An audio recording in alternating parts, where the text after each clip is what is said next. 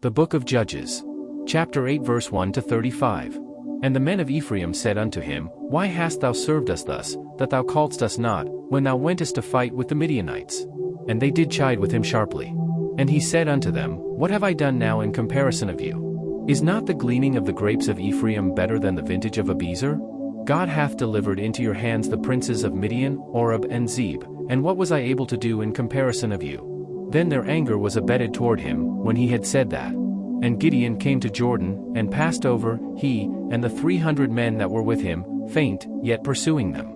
And he said unto the men of Succoth, Give, I pray you, loaves of bread unto the people that follow me, for they be faint, and I am pursuing after Zebah and Zalmunna, kings of Midian. And the princes of Succoth said, Are the hands of Zebah and Zalmunna now in thine hand, that we should give bread unto thine army? And Gideon said, Therefore when the Lord hath delivered Zebah and Zalmunna into mine hand, then I will tear your flesh with the thorns of the wilderness and with briars.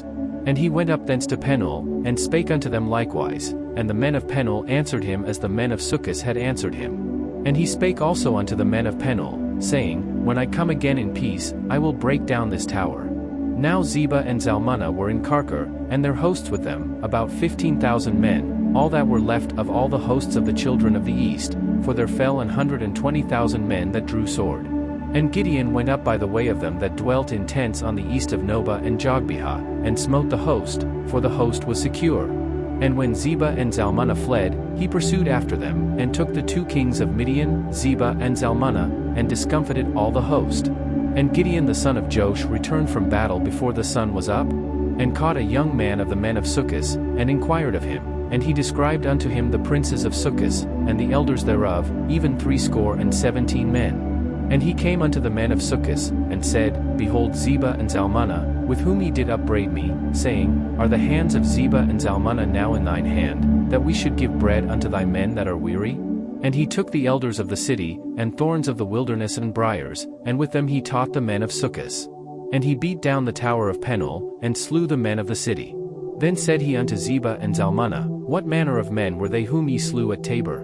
And they answered, As thou art, so were they, each one resembled the children of a king. And he said, They were my brethren, even the sons of my mother, as the Lord liveth, if ye had saved them alive, I would not slay you. And he said unto Jether his firstborn, Up, and slay them. But the youth drew not his sword, for he feared, because he was yet a youth. Then Zebah and Zalmunna said, Rise thou, and fall upon us, for as the man is, so is his strength. And Gideon arose, and slew Zebah and Zalmunna, and took away the ornaments that were on their camels' necks. Then the men of Israel said unto Gideon, Rule thou over us, both thou, and thy son's son also, for thou hast delivered us from the hand of Midian. And Gideon said unto them, I will not rule over you, neither shall my son rule over you, the Lord shall rule over you. And Gideon said unto them, I would desire a request of you, that ye would give me every man the earrings of his prey. For they had golden earrings, because they were Ishmaelites. And they answered, We will willingly give them. And they spread a garment, and did cast therein every man the earrings of his prey.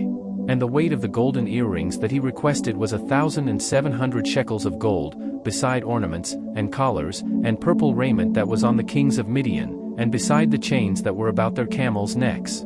And Gideon made an ephod thereof, and put it in his city, even in Ophrah, and all Israel went thither a whoring after it, which thing became a snare unto Gideon, and to his house. Thus was Midian subdued before the children of Israel, so that they lifted up their heads no more. And the country was in quietness 40 years in the days of Gideon. And Jerubbaal the son of Joash went and dwelt in his own house. And Gideon had 70 sons of his body begotten, for he had many wives. And his concubine that was in Shechem, she also bare him a son, whose name he called Abimelech. And Gideon the son of Joash died in a good old age, and was buried in the sepulchre of Joash his father, in Ophrah of the Abiezrites.